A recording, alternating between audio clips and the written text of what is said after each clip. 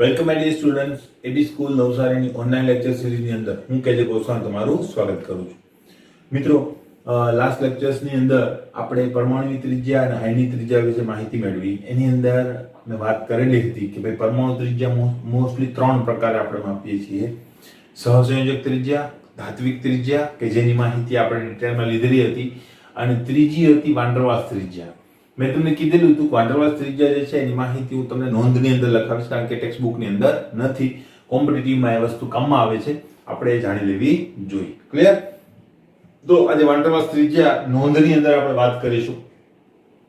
Clear છે? બરાબર. તો ફટાફટ આપણે શરૂઆત કરીએ. પહેલી વાત, અત્યાર સુધી આપણે શું ભણી ગયા છે? સહસંયોજક બંધ એનું અડધું અંતર એને આપણે શું કહીએ છીએ? સહસંયોજક ત્રિજ્યા. બરાબર. એટલે કેટલાક સૂત્રો તમારે ખાસ યાદ રાખવાના જ છે. બરાબર, કે ભાઈ અલ્ટિમેટલી શું હોય છે? તો કે ભાઈ સહસંયોજક રેડિયસ r વડે આપણે દર્શાવીએ. તેને ઘણીવાર સૂત્રો પણ તમને પૂછે તો 1/2 પછી શું થશે? બંધ લંબાઈ પણ કહી શકાય. બરાબર. પછી આને કહેવાય સહસંયોજક ત્રિજ્યા. બરાબર.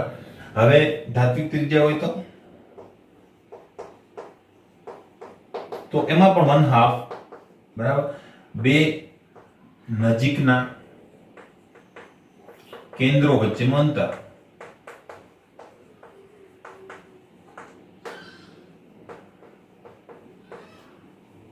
બરાબર. ધાતુઓની અંદર કે જે સ્ફટિક રચનાની અંદર હશે. ક્લિયર?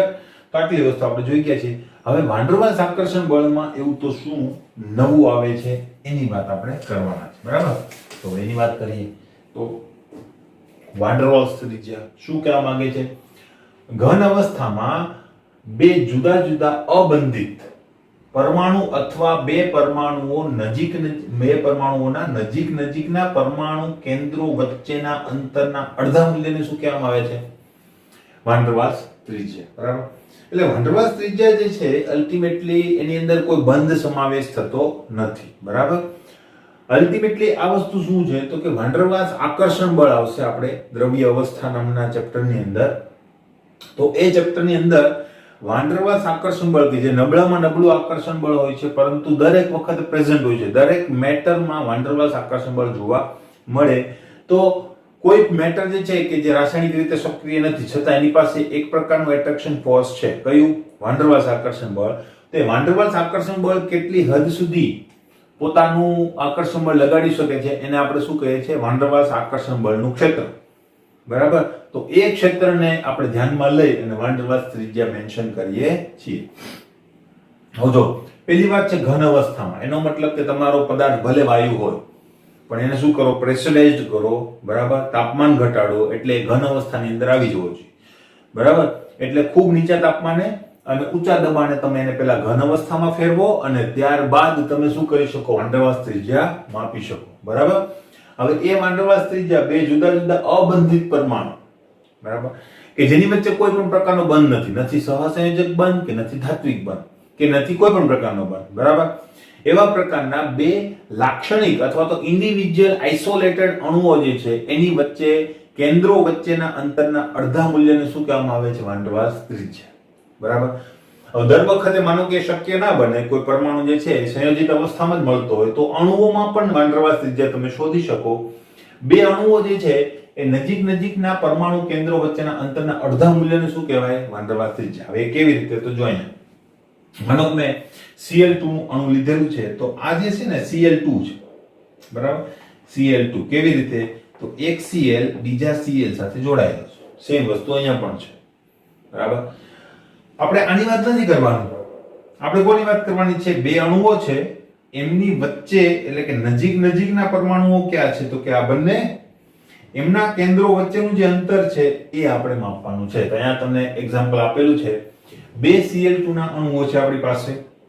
નજીકના Cl પરમાણુ કેન્દ્રો વચ્ચેનું અંતર 360 pm છે. તો Cl2 માં બે નજીકના Cl પરમાણુ આ બે થશે. તેમના કેન્દ્રો વચ્ચેનું અંતર કેટલું છે? 360 pm.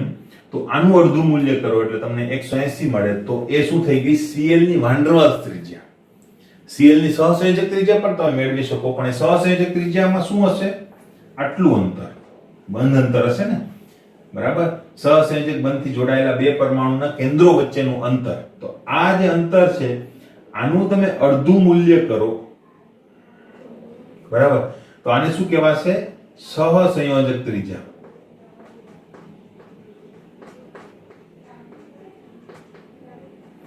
ખબર પડી? અને આ જે અંતર છે એનું જો તમે અડધું મૂલ્ય કરો તો એને શું કહેવાશે? વાત્રી વાન ડર વાલ્સ ત્રિજ્યા. ક્લિયર? તો ખબર પડી ગઈ હશે તમને આ વસ્તુ. ક્લિયર છે? બરાબર. આવું કોઈ પણ અણુ વચ્ચે તમે વાન ડર વાલ્સ ત્રિજ્યા શોધી શકો. બરાબર. તો આ વાન ડર વાલ્સ ત્રિજ્યાનું ફંડામેન્ટલ. હવે બીજી વાત જો, નિષ્ક્રિય વાયુમાં ખાસ આ વસ્તુ કામમાં આવે છે, કારણ કે નિષ્ક્રિય વાયુ જે છે એ કોઈ સાથે બંધ બનાવતા નથી. રાસાયણિક રીતે કેવા હોય છે? નિષ્ક્રિય. એટલે એમના પરમાણુઓ જે છે એ ઇન્ડિવિડ્યુઅલ એમ જ ફરતા હશે કે નહીં? બરાબર. માનો કે મારી પાસે નિયોન છે, તો એક નિયોન અને બીજું નિયોન, તો આની વચ્ચે કોઈ પણ પ્રકારનું રાસાયણિક આકર્ષણ બળ હોતું નથી. પણ વાન ડર વાલ્સ આકર્ષણ બળ હોય એટલે એને તમે ઊંચા તાપમાને ઊંચા દબાણે નીચા તાપમાને ઘન અવસ્થામાં કન્વર્ટ કરો, ત્યાર પછી એની વચ્ચે અંતર જે છે તમે ફિઝિકલી માપી શકો. બરાબર. એ અંતર જે છે એનું અડધું મૂલ્ય કરો એટલે એ શું થઈ જશે? તમારી વાન ડર વાલ્સ ત્રિજ્યા. ખબર પડી? બરાબર. તો નિષ્ક્રિય વાયુઓ માટે ખાસ આ વસ્તુ અગત્યની છે. ક્લિયર થઈ ગયું હશે? બરાબર. બીજી એક વાત જો, હવે આ પરમાણુ ગમે ત્યાં હોઈ શકે, હે ભાઈ, અહીંયા પણ હોઈ શકે, આ પણ માપી શકે. ક્લિયર? એટલે કોઈ ખાસ એવું કોઈ દિશા ખાસ નથી હોતી, હોરિઝોન્ટલ જ લેવામાં આવે છે, ગમે ત્યાં હોઈ શકે. ક્લિયર? નેક્સ્ટ, હવે એક વસ્તુ છે કે હંમેશા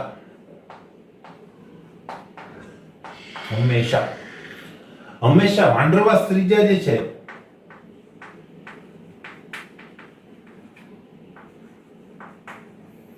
એ સૌથી વધારે હોય, એટલે બહુ મોટી હોય, કારણ કે એમાં નબળું આકર્ષણ બળ છે એટલે ઘણા દૂર હશે. બરાબર.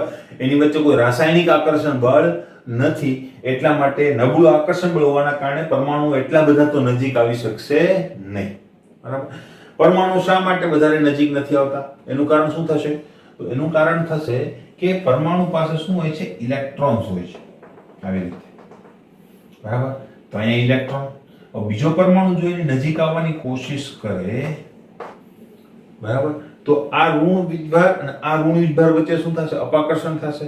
તો અપાકર્ષણના કારણે પરમાણુ એક લિમિટ કરતા વધારે નજીક આવી શકતો નથી, સિવાય કે એના ઇલેક્ટ્રોન વચ્ચે કોઈ મૂવમેન્ટ થતી હોય, ભાગીદારી થતી હોય, તો વાત અલગ છે કે જે તમે સહસંયોજક બંધમાં જોવા મળે, ધાત્વિક બંધમાં એવું જોવા મળે.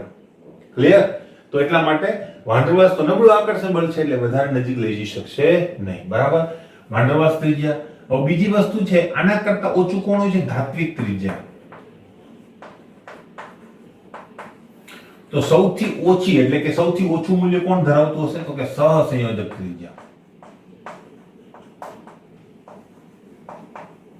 એ સૌથી ઓછી હશે. બરાબર. તો ઘણીવાર એમસીક્યુ માં પૂછાય તો તમને આ વસ્તુ આવડવી જોઈએ. વાન ડર વાલ્સ ત્રિજ્યા સૌથી વધારે હોય, પછી ધાત્વિક ત્રિજ્યા, અને પછી શું હોય છે? સહસંયોજક ત્રિજ્યા. ધાત્વિક ત્રિજ્યા શા માટે વધારે હોય છે? તો કે ત્યાં જે છે ધાતુ હોય છે, ધાતુઓના કદ ઓલરેડી બહુ મોટા હોય, કારણ કે ધાતુનું લક્ષણ મેં તમને કીધું હતું, ઇલેક્ટ્રોન ગુમાવવાની વૃત્તિ. ઇલેક્ટ્રોન ગુમાવવાની વૃત્તિ હોય એનો મતલબ ઇલેક્ટ્રોન ઉપર કેન્દ્રનું આકર્ષણ બળ કેવું હશે? ઓછું. હવે કેન્દ્રનું આકર્ષણ જો ઇલેક્ટ્રોન ઉપર ઓછું હોય તો એની પરમાણુ ત્રિજ્યા વધારે જોવાની કે નહીં?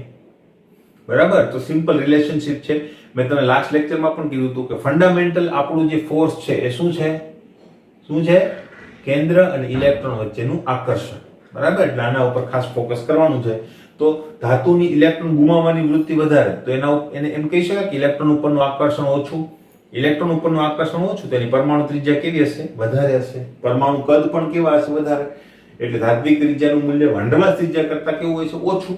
પણ સહસંયોજક ત્રિજ્યા કેવું હોય છે? સહસંયોજક ત્રિજ્યા કરતા વધારે હોય છે. બરાબર. સહસંયોજક ત્રિજ્યાની અંદર તો શું થાય છે? તો કે બે પરમાણુઓ ઓવરલેપ કરી જાય છે, આવી રીતે. બરાબર. એની કક્ષકો શું થઈ જાય છે? સમિશ્રિત થઈ જાય છે. એટલે ઘણા નજીક આવી શકે છે બે કેન્દ્રો, એટલા માટે વધારે નજીક નહીં આવી શકે. હવે ભલે ઇલેક્ટ્રોન જે છે મર્જ થતા હોવા છતાં, કારણ તો કે પછી આ અપાકર્ષણ ચાલુ થશે, પ્રોટોન વચ્ચેનું અપાકર્ષણ ચાલુ થશે કે જેને વધારે નજીક આવવા દેશે નહીં, બરાબર. એટલા માટે સહસંયોજક ત્રિજ્યા એ સૌથી ઓછી, પછી ધાત્વિક ને પછી વાન ડર વાલ્સ ત્રિજ્યા. તો આટલી વસ્તુ તમને ખ્યાલ આવી ગયો હશે. ક્લિયર છે મિત્રો? બરાબર. પછી કેટલીક બીજી બાબતો છે કે જે આપણે હમણાં જોઈએ. ત્યારબાદ મિત્રો જોઈએ તો નોંધની અંદર જ આપણે જોવાના છે કે ભાઈ મિત્રો તમને ઘણા એમસીક્યુ એવા જોવા મળશે, બરાબર, કે એની અંદર તત્વોના નામ પૂછેલા હશે, બરાબર, અથવા તમને પૂછેલું હશે કે ભાઈ આયોડિન ની નીચે કયું તત્વ આવેલું છે, બરાબર. તો આવી રીતે નામ પણ પૂછવામાં આવે એવા એમસીક્યુ હશે, જો કે ઇરિલેવન્ટ છે, બરાબર. બાકી નામ તત્વોના જે છે એ તમને પૂછાઈ શકે, નો ડાઉટ, બરાબર, પણ અલ્ટિમેટલી ઇરિલેવન્ટ છે, કારણ કે એ વસ્તુ તમે આગળ ઉપર ભણવાના છો એટલે તમને ધીમે ધીમે જ આવડશે. પણ અત્યારે એમસીક્યુ ની અંદર આવે તમે મૂંઝાઈ જાઓ કે સર આ ક્વેશ્ચન કેવી રીતે કરવો, બરાબર, તત્વો તો આપણને યાદ નથી. તો આપણને કેટલાક સમૂહોના તત્વોના નામ યાદ હોવા જોઈએ, બરાબર. તો એ કેવી રીતે યાદ રાખવા, તો એની વાત હું તમને કહી દઉં છું, બરાબર, જેથી કરીને જે લોકો કોમ્પિટિટિવ એક્ઝામની તૈયારી કરે છે એ લોકોને ખાસ તમારે આ નામ જે છે એ યાદ રાખવા પડશે. અત્યારથી શરૂ કરી દો, કારણ કે યાદ તો રાખવાના જ. એસ વિભાગના તત્વો આવશે તો 1 અને 2 બે સમૂહો તમારે યાદ રાખવાના છે. પી વિભાગના સમૂહનો અભ્યાસ કરશો એટલે એની અંદર 13 14 તમારે યાદ રાખવાના જ છે. 12મા ધોરણમાં આવશો પી વિભાગ નંબર 2, બરાબર, પાર્ટ 2, તો એની અંદર તમારે 13 14 તો તમે અત્યારે કરી લીધા. 15 થી લઈને 18 સુધીના સમૂહો ત્યાં યાદ રાખવાના છે. ડી અને એફ વિભાગની અંદર ડી વિભાગના આખા 4 શ્રેણીઓ છે તે, અને લેન્થેનોઇડ ને એક્ટિનોઇડ શ્રેણી બધી તમારે ત્યાં યાદ રાખવાની છે. એટલે આખું આવર્ત કોષ્ટક તમને યાદ કરવાનું જ છે, બરાબર. પણ જે લોકો અત્યારે એમસીક્યુ સોલ્વ કરવા માંગે છે એને ખાસ સમૂહો તો યાદ હોવા જોઈએ, બરાબર. બાકી શ્રેણીઓ એટલે કે ડી વિભાગની અંદર જે શ્રેણીઓ છે એ હું અત્યારે યાદ રાખવાની તમને સલાહ નથી આપતો. પ્રથમ શ્રેણી યાદ હોવી જોઈએ, કદાચ પૂછાય ડી વિભાગમાંથી તો એ પ્રથમ શ્રેણીમાંથી પ્રશ્ન તમારે આવે.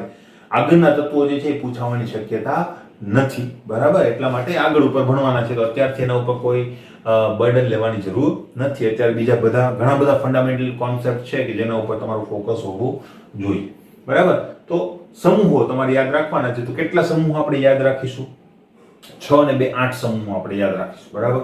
તો 8 સમૂહો એ યાદ રાખવાની રીત અને બંને વસ્તુ તમને કહી દઉં છું, બરાબર. કેટલાકની રીત છે, કેટલાકને ડાયરેક્ટ યાદ રાખવાના છે, બરાબર. સમૂહો તો સમૂહ નંબર 1, બરાબર, એને આલ્કલી સમૂહ આપણે જે કહીએ છીએ તે, તો એની અંદર કયા તત્વો આવેલા હોય છે? હાઇડ્રોજન એમાં લેવામાં આવતું નથી, હાઇડ્રોજન કોઈ સમૂહમાં નહીં, બરાબર. તો Li Na K Rb CSFR, બરાબર. તો Li Na K, પછી વાક્ય પૂરું કરવા માટે આપણે બે વાર કે, બરાબર. Li Na K મીન્સ કહી દેવાની વાત કરે છે, બરાબર. કે રૂબી અને સુઝી ફરી ગઈ. ક્લિયર? સમૂહ 1 અને સમૂહ 2. સમૂહ નંબર 2. સમૂહ નંબર 2 ની વાત કરીએ તો એની અંદર બેરિલિયમ થી શરૂ થાય છે. બેરી, મગને, કાલ, એસટી સ્ટ્રોન્સિયમ ની બારીમાંથી રાડ પાડી, બરાબર. બેરી ડેફ, બરાબર, કાનની વાત છે. બેરી, મગને, કાલ, એસટી ની, આખું લખું છું એસટી ની, કારણ કે એનું નામ સ્ટ્રોન્સિયમ છે, બરાબર. એસટી ની બારીમાંથી આ વાક્ય પૂરું કરવા માટે છે રાડ પાડી.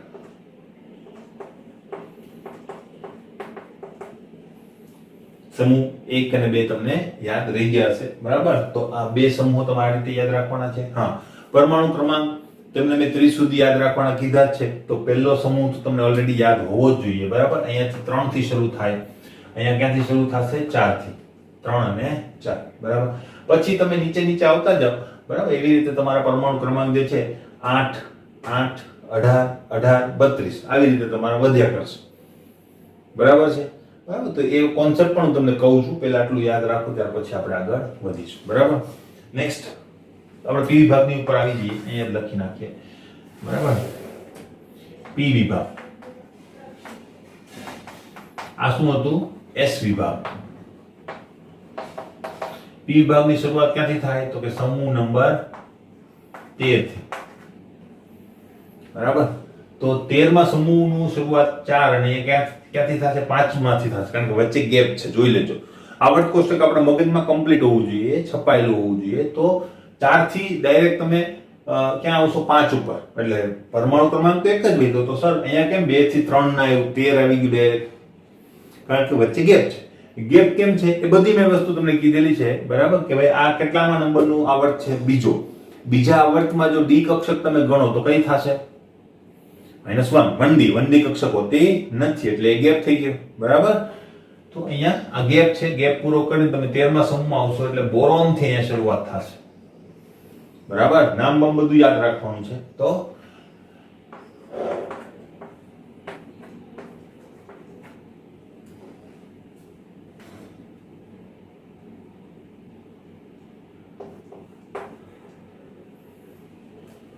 બરાબર. આટલા તત્વો તમારે યાદ રાખવાના છે. But all gain thallium. આ નીચેના તત્વો જે છે એ પછી આપણને નોન નથી, અથવા તો એમ કહી શકાય કે અધૂરો આવર્ત છે. આપણને ખબર છે 7મો આવર્ત અધૂરો છે. બરાબર. Clear. But all gain thallium. But all gain થઈ ગયું. Gain thallium. But all gain thallium. Gain. બરાબર થઈ ગયું. આ રીતે તમારે યાદ રાખવાનું છે. 14મા નંબરનો સમૂહ. પછી તમારી પાસે જો કોઈ બીજી ટ્રીક હોય તો એ યાદ રાખો. મિક્સ કરવાની જરૂર નથી, કે મેં કીધું એ જ યાદ રાખવાની જરૂર નથી. જે મગજમાં આપણો મેઇન હેતુ શું છે? તત્વો યાદ આવી જવા જોઈએ. તો એ હેતુ જો તમારી પાસે જે વાક્ય છે એક્રોનિમ કહેવાય ને, તો એક્રોનિમ દ્વારા જો એ વસ્તુ ફૂલફિલ થતી હોય તો ભાઈ આપણને કોઈ વાંધો નથી. આપણને તો તત્વો યાદ હોવા જોઈએ. બધા સરની જુદી મેથડ હોય તો બધાના એક્રોનિમ પણ જુદા જુદા હોય. બધાએ જુદા જુદા બનાવ્યા હોય. બરાબર. તો અલ્ટિમેટલી મારી આ મેથડ છે તો મેં તમને આપું. જો સહેલી લાગે તો યુઝ કરી શકો. બરાબર. 14ના નંબરની અંદર શું છે? તો કે નાઇટ્રોજન વાળો સમૂહ. બરાબર. સોરી, કાર્બન વાળો સમૂહ. 6 નંબર. બરાબર. તો કાર્બન થી શું થશે?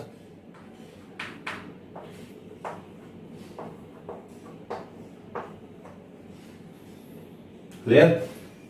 કા એટલે કાર્બન, કાસી, ગઈ, ટીન લેવા. આ SN નો મતલબ શું થાય છે? ટીન. બરાબર. અને લેવાનો મતલબ લેડ. તો કાર્બન, સિલિકોન, જર્મેનિયમ, ટીન અને લેવા. તો કાસી, ગઈ, ટીન, લેવા. ક્લિયર? તો આ રીતે યાદ રાખી શકો. બીજું છે આપણી પાસે 15મો સમૂહ, નાઇટ્રોજન વાળો સમૂહ 7. બરાબર. નાઇટ્રોજન વાળા સમૂહની અંદર જો તમે જુઓ તો એની અંદર આપણે NPASSBBA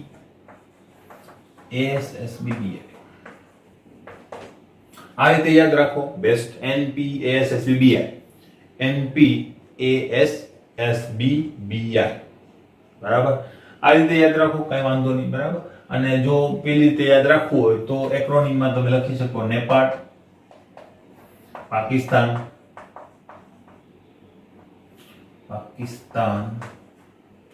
ઓસ્ટ્રેલિયા, સબ ભિખારી. બરાબર. આ રીતે તમે યાદ રાખી શકો. હું તો એમ કહું છું કે NPASSBBI તમને યાદ રહી શકે. ક્લિયર? તો આટલા આપણા સમૂહ છે. આ વસ્તુ લખી નહીં આપું, તમારી જાતે તમારી નોટબુકમાં લખી લેવાની. ક્લિયર? આની ચર્ચા પાછી પી વિભાગમાં તો આપણે કરીશું. 15 સુધી થઈ ગયા. ત્યાર પછી જો આપણે આગળ જઈએ, બરાબર, તો 16મો સમૂહ.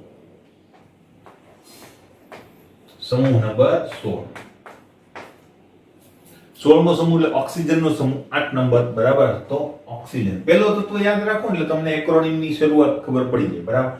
તો એક્રોનિમ 8 થી શરૂ થશે. બરાબર. તો ઓક્સિજન, પછી O S Se T P O.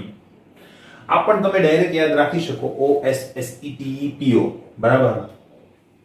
આ રીતે યાદ રાખી શકો. અને જો એવું યાદ ના રાખવું હોય તો એક્રોનિમ છે बराबर।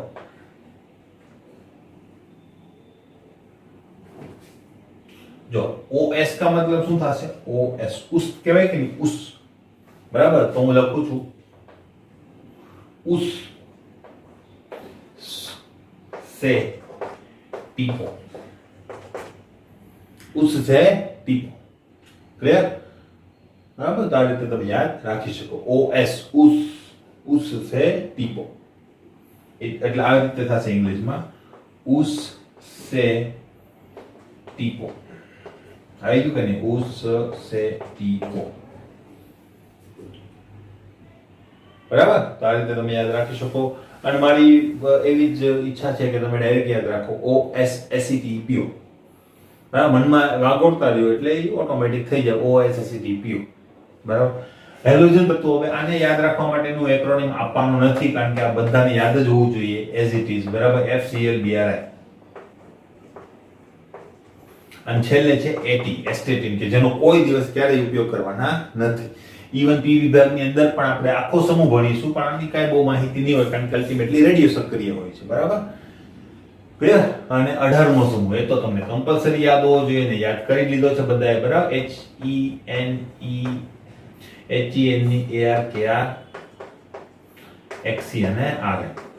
સર આમાં કેમ વધારે તત્વો? તો ભાઈ મિત્રો આ ઉપરથી પહેલા આવર્તથી શરૂ થઈ જાય, બરાબર, અને આ બધા બીજા આવર્તથી શરૂ થાય, ક્લિયર? એટલા માટે અહીંયા તમને તત્વો વધારે જોવા મળે, બીજું કોઈ રીઝન છે નહીં, બરાબર। તો આ એક તત્વ તે પહેલા આવર્તમાં છે, બાકી તમને ખબર પડી ગઈ છે એક તત્વ વધારે છે, ક્લિયર? બરાબર, તો આ વસ્તુ ખાસ ધ્યાનમાં રાખજો। બીજી વાત સર પરમાણુ ક્રમાંક માટે, તો પરમાણુ ક્રમાંક માટે પહેલી જે આપણી મેથડ છે 2 8 8 18 32, બરાબર। 2 8 8 આ તમે 10મા ધોરણમાં શીખ્યા હશો, મેં તમને ઘણીવાર કીધું છે 2 8 8 18 18 32,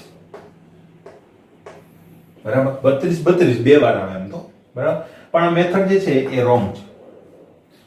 આ રીતે તમે આગળ વધી શકો નહીં, છે સાચી, કઈ ના નથી પાડતો, બરાબર, પણ મેથડને એપ્લાય તમે નહીં કરી શકો। કારણ શું ખબર? કારણ હું તમને કહી દઉં। કારણ શું છે?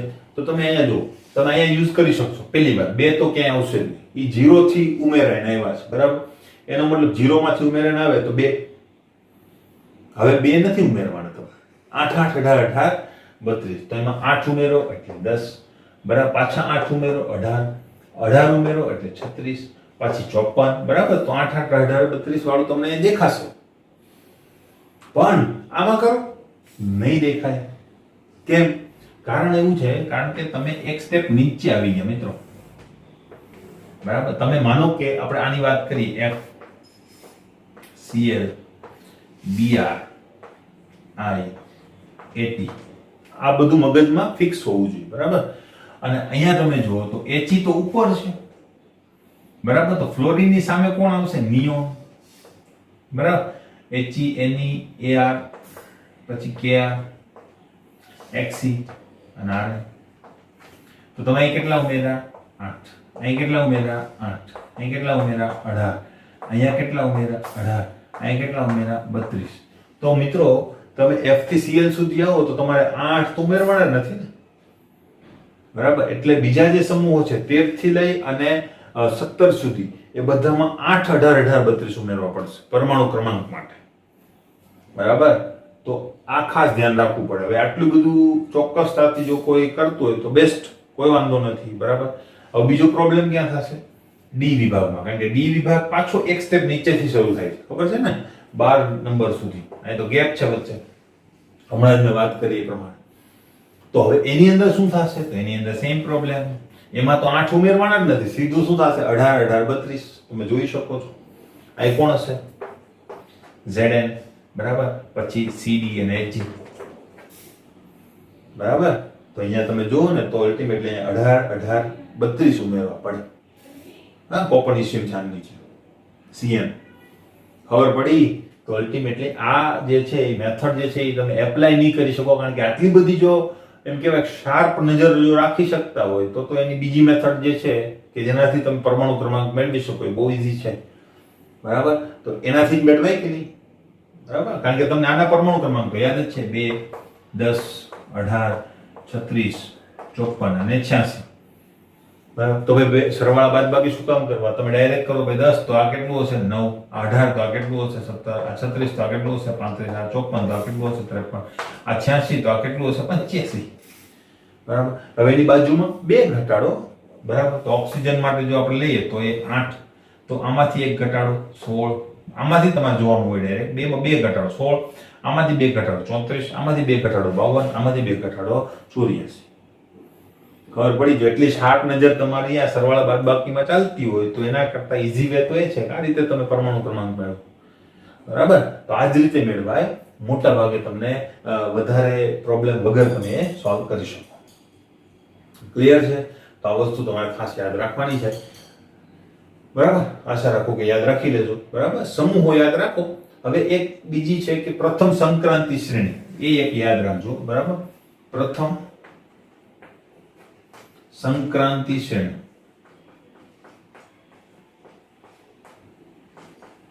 એઝ ઇટ ઇઝ યાદ રાખો, બેસ્ટ. બરાબર, એની માટે કોઈ એક્રોનિમ ની જરૂર નથી. એક્રોનિમ તમારે યાદ રાખવા જોઈશે તો 12મા ધોરણમાં તમને કહીશ. બરાબર, SCT ત્રણ યાદ રાખવાનું. જો SCTIV, CRMNFE, CONIC અને પછી આવે છે ZRF. SCTIV, CRMNFE, CONIC 21 થી શરૂ થાય. એક એક ઉમેરતા જાઓ કારણ કે આ શ્રેણી છે. 21, 22, 23, 24, 25, 26, 27, 29, 30. બરાબર, તો આ રીતે તમે યાદ રાખી શકો. તો આટલું યાદ રાખો તો આ જે પરમાણુના નામવાળા જે પ્રશ્નો છે તમને આવડી જશે. બરાબર છે? પરમાણુ ક્રમાંક તમે કોઈ જો તમારું નામ ના જોઈતું હોય, ખાલી પરમાણુ ક્રમાંક જોઈતા હોય તો પરમાણુ ક્રમાંક વાળા પ્રશ્નો જે છે આવી શકે. બરાબર, તો પરમાણુ ક્રમાંક શોધવું તો એકદમ ઈઝી છે. તમારા રેફરન્સમાં શોધી શકો. તમે એમ કહી શકો ભાઈ Br ની નીચે કેટલા પરમાણુ ક્રમાંક, અથવા તો એમ કે ભાઈ ફ્લોરીન કરતા ચોથા ક્રમ ઉપર કયા પરમાણુ ક્રમાંક વાળું તત્વ આવેલું હશે. તો તમારે શું કરવાનું? ફ્લોરીન. બરાબર, એના પછી ચોથો ક્રમ જોઈએ છે 1, 2, 3. બરાબર, તો 1, 2, 3 અને 4 નંબરનું તત્વ કીધું, ચોથા ક્રમ ઉપર આવેલું તત્વ. તો કેટલામું હશે? તો તમે અહીંથી જોઈ લો, અહીંયા Ar, Kr, Xc અને Rn. તો તમને ખબર છે કે આ 10 છે ને આ 9 છે, તો આ 86 છે, તો આ શું હશે? 85 હશે. કામ પૂરું. કઈ 8, 18, 18, 32 ઉમેરવાની જરૂર નથી. સરવાળામાં ભૂલ પણ થઈ શકે. આ બેસ્ટ મેથડ વિધાઉટ એની પ્રોબ્લેમ અથવા તો વિધાઉટ એની એરર કરી શકો. ક્લિયર છે? એવી રીતે ઇલેક્ટ્રોન રચના પણ લખી શકાય, આસાનીથી લખી શકાય. બીજા ઘણા બધા પ્રશ્નોમાં કામમાં આવશે જે MCQ તમને કરાવવાનું છું. ક્લિયર છે? તો આશા રાખું કે આ વસ્તુ ખ્યાલ આવી ગયો હશે. બરાબર, નેક્સ્ટ પોઈન્ટ આપણે વાત કરીએ નોંધની અંદર. તો કેવા પ્રશ્નો આવી શકે? આમાં ઘણા બધા પ્રશ્નો આવી શકે. તો કેટલાક મને યાદ છે એ પ્રમાણે તમને પ્રશ્નો હું તમને કહું. બરાબર, તો એક તો મેં તમને કરાવી દીધા. બરાબર, કે ભાઈ નામ જો તમને પ્રશ્નો આવે તો નામ કેવી રીતે યાદ રાખવા. હવે ત્યાર પછી જો આપણે આગળ જઈએ, બરાબર, તો એક તો તમને પરમાણુ ત્રિજ્યાના પ્રશ્નો આવી શકે કે જેની વાત આપણે કરી જ લીધી છે ઓલરેડી. બરાબર, તો એક વાત યાદ રાખજો મિત્રો. બરાબર, કે ઉપરથી નીચે જતા પરમાણુ ત્રિજ્યામાં શું થાય છે? વધારો. ડાબીથી જમણી બાજુ પરમાણુ ત્રિજ્યામાં શું થાય છે? ઘટાડો. ઋણાયન બને ત્યારે પરમાણુ ત્રિજ્યા વધે. શા માટે વધે? બધી ચર્ચા થઈ ગઈ છે. અને ધનાયન બને તો પરમાણુ ત્રિજ્યા ઘટે. એક વાત યાદ રાખજો કે જ્યારે આ મગજમાં રાખવાનું છે. બરાબર, ફિક્સ કોઈ કેલ્ક્યુલેશન નથી. જ્યારે કોઈ પણ તટસ્થ પરમાણુમાંથી ધનાયન બને, બરાબર, ત્યારે એની ત્રિજ્યા જે છે ઓલમોસ્ટ હાફ થઈ જાય. બરાબર, ત્રિજ્યા કેવી થઈ જશે? Almost half. બધા માટે સેમ નથી, મેં કીધું છે. આ મગજમાં રાખવાનું છે, રફ આઈડિયા આપણને આવી જાય. બરાબર, એટલે ધનાયન જે છે એ ઘણો નાનો હોય છે એના જનક પરમાણુ કરતા, અથવા તો અડધો હોય છે એમ કહી શકીએ. બરાબર, એટલે ધન આયનનું કદ જે છે એ મોટા ભાગે તટસ્થ પરમાણુ કરતા કેવું હશે? નાનું. અને ઋણાયન માટે એ જ વસ્તુ ઊંધી થશે. જો કોઈ તત્વ ઋણાયન બને તો એનું કદ જે છે ને ઓલમોસ્ટ શું થઈ જાય? ડબલ. બરાબર, એનું કદ શું થઈ જાય? ઓલમોસ્ટ ડબલ થઈ જાય. ફૂલ ડબલ થાય એવું કોઈ રેશિયો નથી. મેં તમને કહી દઉં છું, આ રફ આઈડિયા છે. એટલા માટે ઋણાયનનું કદ મોટા ભાગના તટસ્થ પરમાણુ કરતા કેવું હશે? મોટું હશે. બરાબર, તો આ એક રફ આઈડિયા તમારા મગજમાં હોવો જોઈએ. જો તમને મિક્સચર આપેલું હોય તટસ્થ પરમાણુ, ધન આયન, ઋણ આયન, તો એની અંદર ઋણ આયનો સૌથી મોટા હશે, ધન આયનો સૌથી નાના હશે, તટસ્થ પરમાણુ વચ્ચે હશે, બરાબર. અને પછી ધન આયનોમાં સૌથી મોટું કોણ છે, સૌથી નાનું કોણ છે નક્કી કરો, પછી તટસ્થમાં નક્કી કરો, અને પછી ઋણ આયનમાં નક્કી કરો, એટલે તમારી આખી સિરીઝ બની જશે. એમસીક્યુ કેવી રીતે પૂછાશે આપણે જોઈશું આગળ, બરાબર. ક્લિયર? તો એક આ વસ્તુ ધ્યાનમાં રાખજો. આ બધું લખી નથી આપવાનું, વાન ડેર વાલ્સ ત્રિજ્યા ને એની વાતો જે છે એ લખીને આપીશ, બાકીનું તમે અહીંયાથી લખી લેજો, બરાબર. નેક્સ્ટ પોઈન્ટ જો તમને છે ને સામાન્ય ઇલેક્ટ્રોન રચના પૂછાય, સામાન્ય ઇલેક્ટ્રોન રચના. કેવો પ્રશ્ન આવે ખબર? તમને એમ કહી શકે કે NS2 NP3 ઇલેક્ટ્રોન રચના કયા સમૂહની છે, બરાબર. તો આવી રીતે પ્રશ્ન પૂછે. જો કે આ પ્રશ્ન પણ આમ ગણો તો ઇરિલેવન્ટ છે. ઇરિલેવન્ટ નો મતલબ અત્યારે એવી બધી આવશ્યકતા નથી, આગળ ઉપર તમને આ વસ્તુ આવડી જાય, કારણ કે તમે બધા જ સમૂહોનો અભ્યાસ કરવાના છો ડિટેલની અંદર, બધા જ સમૂહોના અભ્યાસની અંદર તમે એની સામાન્ય ઇલેક્ટ્રોન રચના પણ શીખવાના છો. તો છેલ્લે જ્યારે કોમ્પિટિટિવ એક્ઝામ આપવાના હશો ત્યારે તો 11 12 કમ્પ્લીટ થઈ ગયું હશે, તો તમારી પાસે એકદમ સરળ જવાબ હશે, બરાબર. પણ અત્યારે શું કરવું? તો અત્યારે મેં તમને કીધું છે એ પ્રમાણે તમારે યાદ રાખવાનું, બરાબર. કેવી રીતે? તો જો હું તમને અહીંયા આવર્ત કોષ્ટક દોરી દઉં છું, બરાબર. આ રીતે તમારો આવર્ત કોષ્ટક હશે.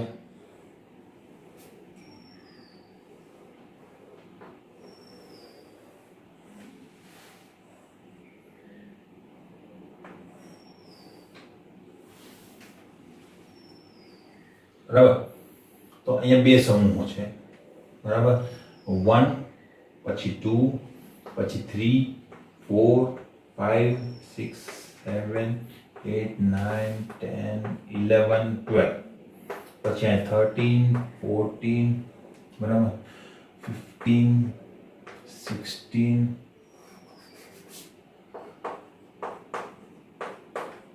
17 and 18, બરાબર. તો આ બધા સમૂહો જે છે એની ઇલેક્ટ્રોન રચના જો આપણે જોઈએ તો શું થશે? આ S વિભાગ છે, આ D વિભાગ છે, બરાબર. આ શું હશે? P વિભાગ હશે. લેન્થેનાઇડ ની અંદર તો સામાન્ય ઇલેક્ટ્રોન રચના તમને અત્યારે તો કોઈ પૂછવાનું નથી, બરાબર. હવે શું થશે? તો અહીંયાથી આપણે શરૂઆત કરીએ તો પહેલા સમૂહની ઇલેક્ટ્રોન રચના શું હશે? મેં તમને કીધેલું છે કે આપણો ભરાવાનો જે ક્રમ છે એ શું હશે? SFDP. મોટા ભાગે સામાન્ય ઇલેક્ટ્રોન રચનામાં શું હોય છે? S અને P કક્ષકો જ દર્શાવવામાં આવે છે, બરાબર. F અને D કક્ષકો દર્શાવવામાં આવતી નથી. કારણ તો કે આના ક્વોન્ટમ માપ સૌથી વધારે હશે, એટલે તમારો જે લખવાનો ક્રમ છે ઇલેક્ટ્રોન રચના એ આ રીતે હશે. તો આ જ લખવામાં આવે, બરાબર. પણ D વિભાગમાં તો D કક્ષક ભરાતી હોય, એટલે D કક્ષક ભરાતી હોવાના કારણે D કક્ષક અહીંયા દર્શાવવામાં આવે, આ બેમાં દર્શાવવામાં આવશે નહીં, બરાબર.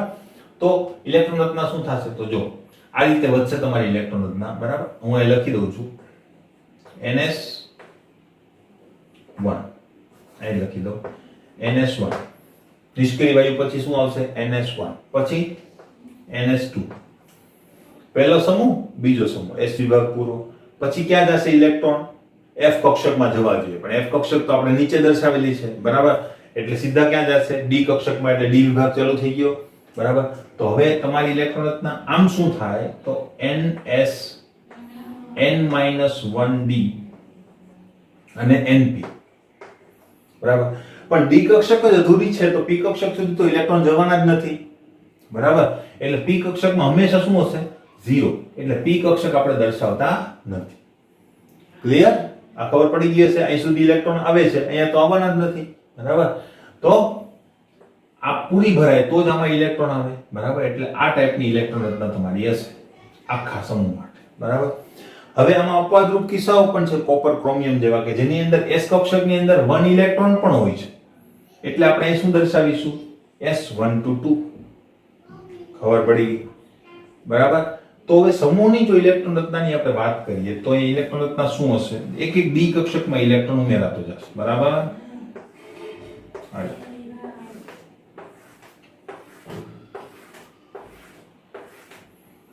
કેવી રીતે? તો જો, બરાબર. NS2 N-1D1, પહેલો ઇલેક્ટ્રોન ઉમેરાયો. પછી NH2, પછી અહીંયા n-1 જ છે અને D2 થઈ જશે, પછી NH2 D3, પછી NS2 અને D4, પણ અહીંયા અપવાદરૂપ કિસ્સો, અહીંયા ક્રોમિયમ હશે, બરાબર. તો અહીંયા શું થશે 1 અને 5. મોટા ભાગે ડી કક્ષકની ઇલેક્ટ્રોન તમને પૂછતા નથી, પણ તમે પૂછે તો પણ આવડી જાય, એમાં કઈ અઘરી વસ્તુ છે નહીં. પછી NS2 એટલે D5, બરાબર. 5 5 બે વાર કેમ આવ્યા ભાઈ? એક ઇલેક્ટ્રોન અહીંયા ઉમેરાઈ ગયો. હવે અહીંયા અપવાદ છે, અહીંયા અપવાદ નથી, બરાબર. હવે પાછું NS2 D6, NS2 D7, NS2 D8, NS1 અપવાદરૂપ કિસ્સો અને D10, NS2 D10, બરાબર. તો એક અપવાદરૂપ કિસ્સો અહીંયા છે, એક અપવાદરૂપ કિસ્સો અહીંયા છે, બરાબર. તો આ ઇલેક્ટ્રોન રચના, તો સમૂહની ઇલેક્ટ્રોન રચના કેવી રીતે શોધવી મેં તમને કહી દીધું છે. ઇલેક્ટ્રોન એક એક ભરાતા જશે અને એક એક સમૂહ બદલાતો જશે. બીજું 13 માંથી શું થશે? તો અહીંયા ઇલેક્ટ્રોન રચના p કક્ષક સુધી આવશે. મેં કીધું આપણે જો p કક્ષક હોય તો આ બે જ કક્ષકો દોરીએ છીએ, આ બે કક્ષકો આપણે દોરતા નથી, એટલે લખતા નથી. તો અહીંયા શું થશે? NS2, કારણ કે એ તો ભરાય તો p કક્ષકમાં ઇલેક્ટ્રોન આવે. આમાં કોઈ અપવાદરૂપ કિસ્સો નથી. p1, બરાબર. તો અહીંયા શું થશે? NS2 બેનો ક્વોન્ટમ માર્ક સેમ જ હશે, np1, બરાબર. પછી NS2 np2, NS2 np3, NS2 np4, NS2 np5 અને છેલ્લે NS2 np6 કે જેમાં હિલિયમ અપવાદ છે, બરાબર. બાકી બધાની ઇલેક્ટ્રોન રચના જે છે એ NS2 np6 તમને જોવા મળશે. ક્લિયર?